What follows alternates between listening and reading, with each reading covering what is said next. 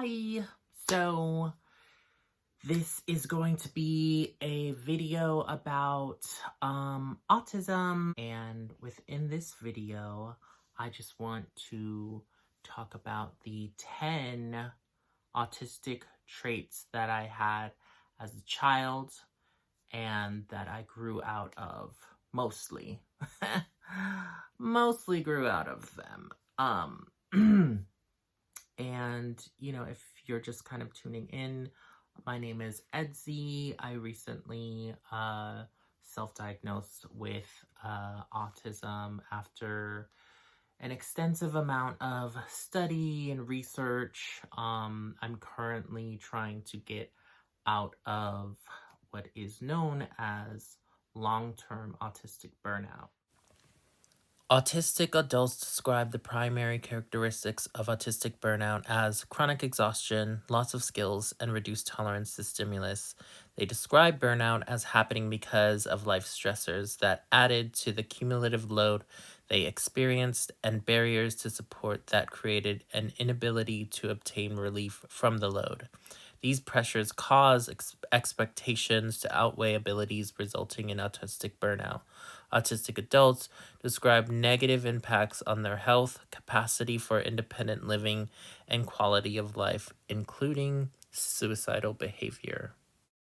And I think that's really my whole reason behind the self-diagnosis, the 5 tests that I took, all of them saying that I had very high characteristics of autism. So yeah, I think I'm just on a journey to try to do what I can to just heal and rest and get out of this burnout, because it's been wild. And obviously, like, there's a lot of other accommodations that I have done thus far that have helped me a lot.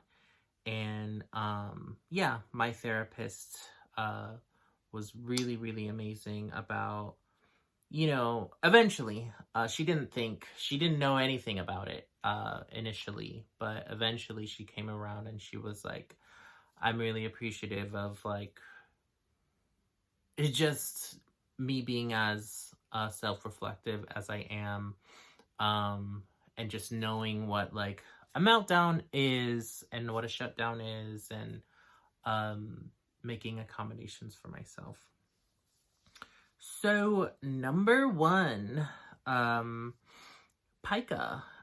Pica is a kind of, it's seen as an eating disorder.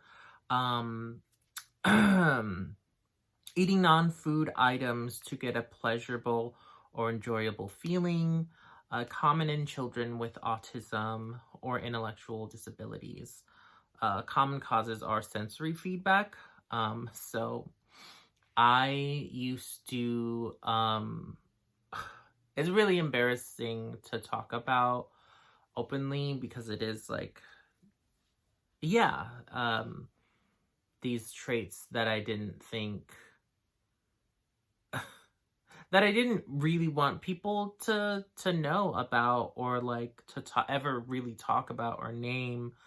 I used to chew, swallow paper, suck on pennies, chewing and eating whole erasers sometimes, chewing and sucking on socks, or that string attached to, the hoodie. Used to do that. Oh my god. And then the strangest one, I would have to say is, well, it's a toss-up. It's a toss-up between the two, and it's gross. So the first kind of non-gross one is eating mechanical pencil lead. Like, those, like, graphite, I think it's graphite, pencils that, you would refill it with lead. Well, I used to take, the entire sticks of lead out and put them in, between my teeth and I would just, you know, chomp down on it, and it left this like amazing sensation and sooty, you know. I don't know, I can't explain it. And then the gross thing is I used to put flies in my mouth when I was like, I remember being 4 or 5.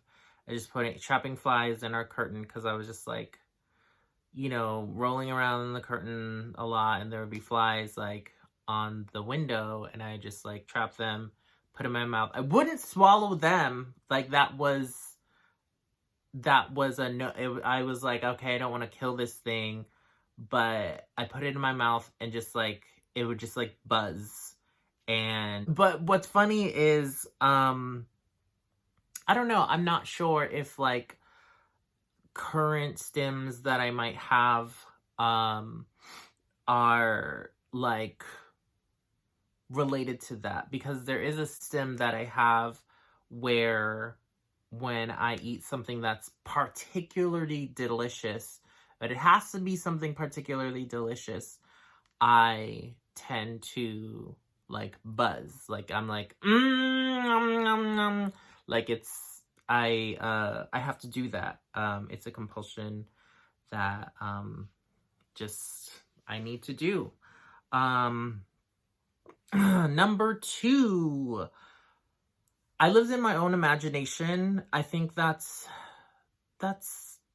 true of a lot of people, but I lived in just my head, and you know, I used to play with a lot of toys, and I mimicked, you know, the things I would see in the world with toys. I had a special interest in horror films growing up, and that, yeah, I just like watching them consistently. I like being scared, and I ended up being really afraid of everything. The first movie that I actually had my mom buy for me when I was a child, I believe for my 4th or 5th birthday, she bought Friday the 13th for me. And my sisters were super disappointed because they thought I was gonna buy like a video game, but no, I bought this gore horror movie. And yeah, like because I was so imaginative or whatever, it didn't bode well. Like those things kind of collided. I could never be alone. I ended up I was a latchkey child, and in order to get over my fears, I fabricated Michael Myers, Jason Voorhees, and Freddy Krueger as my imaginary friends that I would talk to while I was alone, and I befriended them, and you know, yeah, so that's like basically 3. My imaginary friends were these monsters, were these like apparitions, to get over, you know, my fear of these like terrible serial killer horror men. Number 4, hiding or sleeping in small spaces. Cupboards or just dark places. I did like sleeping in the like dead position. My family really didn't appreciate that. And yeah, I just really liked, you know, going into dark spaces, the darkest spaces, the smallest spaces, like closets. I just really like that. Those enclosed spaces were more my jam. I used to crab walk all over the place. I definitely had like a kind of hypermobility, meaning that, you know, I had EDS, and for people who are, I guess, seasoned in autism research, they're finding relationships between people who have EDS or hypermobility, double joints, quote unquote, double joints, and autism. So, yeah, I would do like things that with my body that were really like strange, you know, like or like consistently the never ending cracking of the knuckles. But, I think at times I would be able to look at someone and know how they were able to do something, like whatever it is. So there was this kid in class, I don't know if it was like show and tell or something, and he did the thing, the arm bendy thing where, like, you know, you take your arms from the back of yourself and then you go all the way around without letting go. I can still do that. It takes me a lot more time to recover. Ask me nicely and I'll do it. But no, so this kid did that in class and he did it and all the kids like freaked out. They were like, "Oh my god, that's so strange. Like, that's weirder than Edsy. Oh my god, that would be weird if Edsy could do that." And I was like, actually, I think. And then I did it and I was like, "Oh my god, I can. I did it." And they were like, "Oh my god." Totally stole that kid's thunder. Number 6. Rhythmic finger tapping. I feel like this one it wouldn't be such a thing if people didn't comment on it so often. I was just consistently like, you know, the song, like I was just consistently tapping, even, you know, driving in cars, something that I used to do driving in cars, I would just like tap, and people would, you know, make notes of these things. But I think whenever anyone would point out these kinds of stims, I stopped. Like, it was like,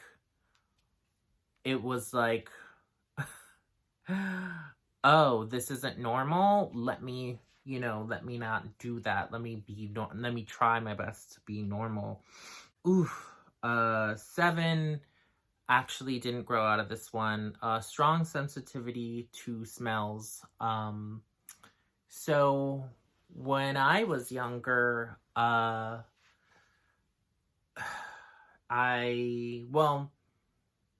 high school, and I don't know if things have changed. I think I'm not as vocal about my sensory sensitivities these days. It's likely a trauma response or something, but I know in high school, in high school, I wasn't able to go in stores like the Body Shop, stores that were like fragrance stores. Whenever I would be flipping through magazines, and there was like perfume in that magazine, I would throw the can't do the magazine that smells, the high octane. I just can't do it. But certain other smells were like very needed to calm me down. So my mom, whenever she would go to work, she went to work at really late in the evenings when I was a child, like 4 or 5. And I would just lose my shit. I would just lose my ever living shit whenever she'd go to work. Like, I would just like cry. And, you know, she would, like, give me her pillow to smell, and it was like, that smell was the only thing to, like, calm me down. It was like mommy smell whenever I would, yeah, smell her hair. I would smell her hair often. I mean, like, just always, like, smelling. I think I still do that. I might actually do that, but that's not, yeah. But I still have sensitivity to smells. It's like, I don't think that's something I can, like, grow out of. But I will likely, or be less likely to be as, like, verbal or, like, or even reactive about it. I will just hide it. Stilted speech, speech impediment.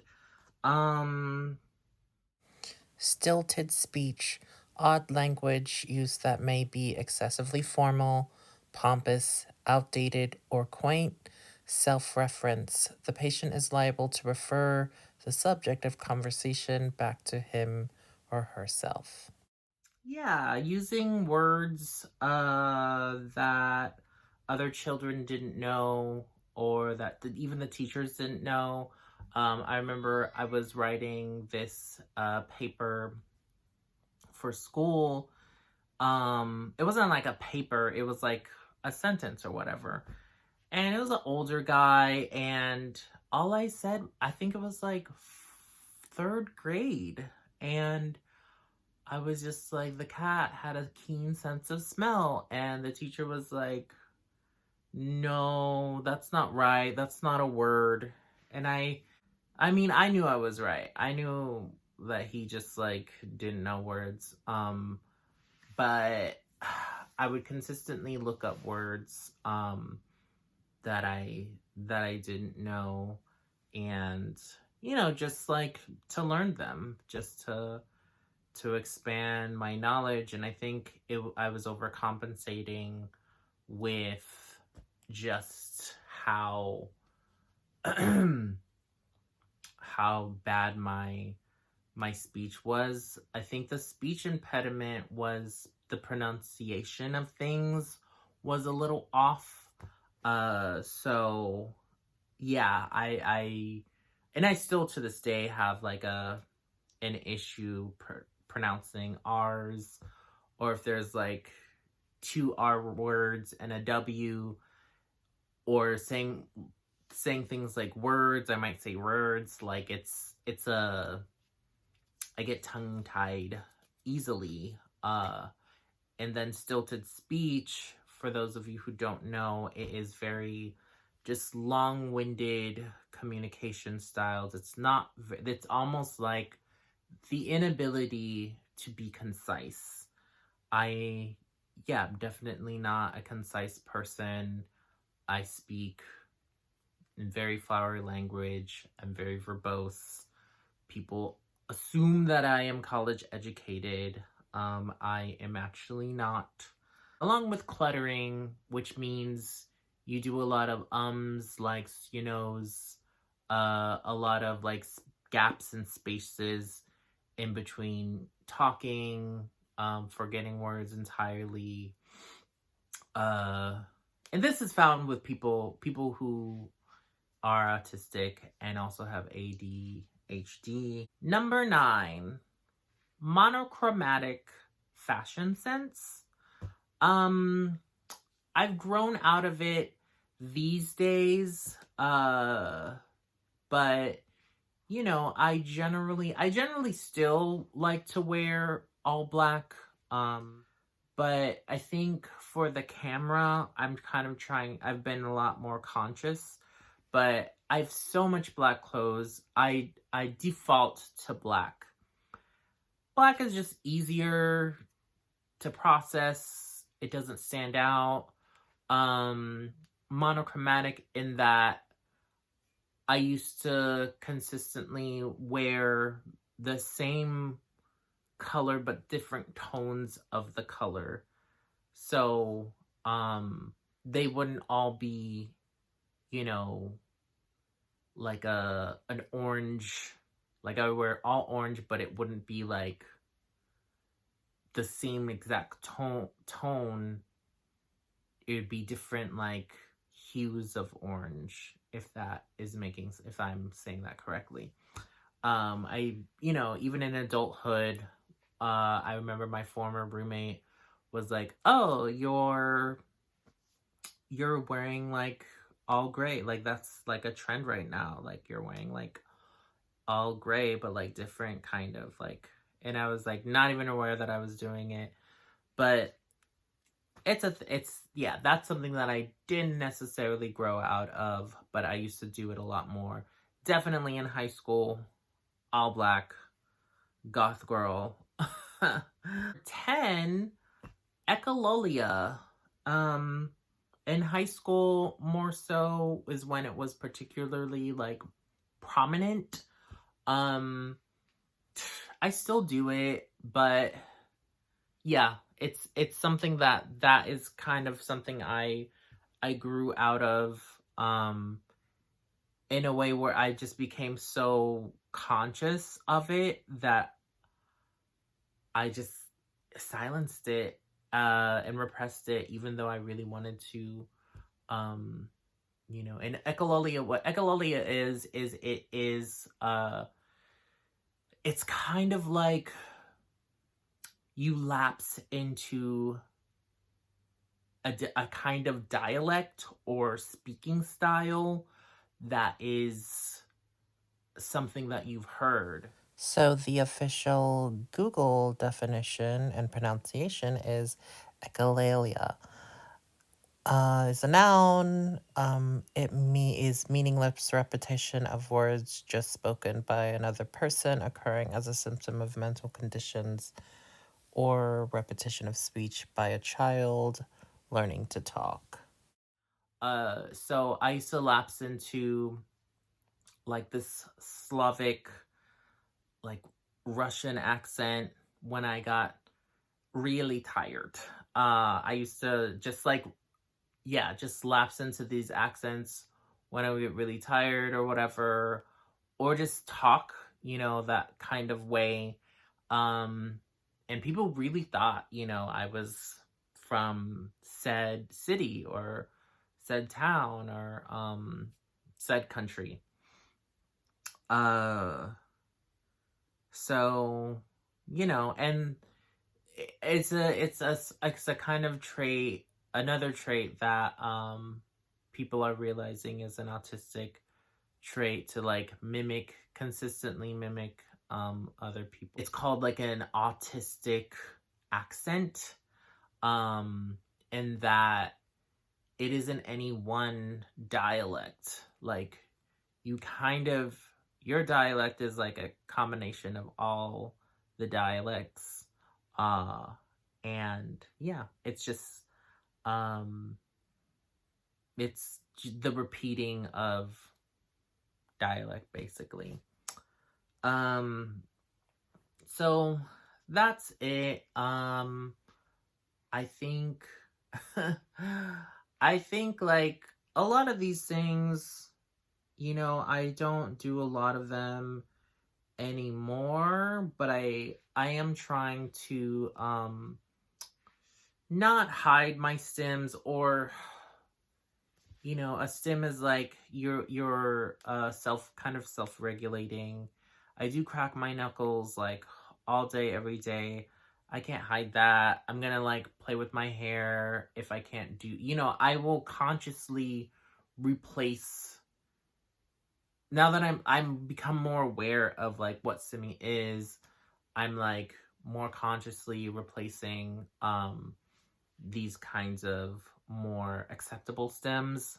So like hair twirling, and even hair, like putting hair in my mouth, even that seems more acceptable than, say, when I'm eating delicious food and I'm like,